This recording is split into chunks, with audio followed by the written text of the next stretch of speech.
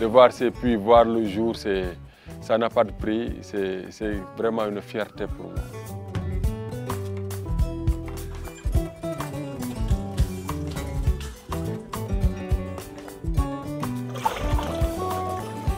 Pendant un de nos voyages vers le nord, j'ai aperçu des femmes faire plus de 7 km pour aller chercher de l'eau.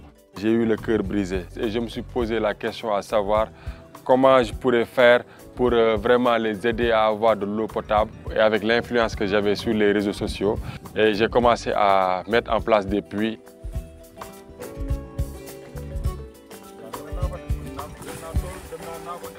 Là, on passe à 2 puits par semaine. Et si ça continue comme ça, Inch'Allah, on sera à hauteur de 100 puits.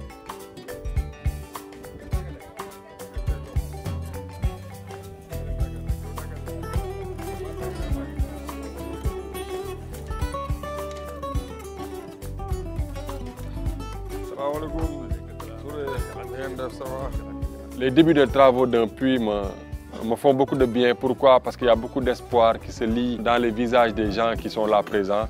Et quelque part dans leur tête, ils se demandent est-ce que ça va aboutir, est-ce qu'on aura de l'eau.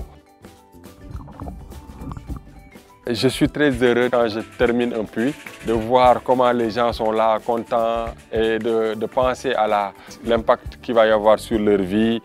Jaxate sant ak ngërëm rek di ko ñaanal liggéeyam yokku ci barke ndax ndox dafa seer dafa yombut ku la ko may da ngay sant di gërëm.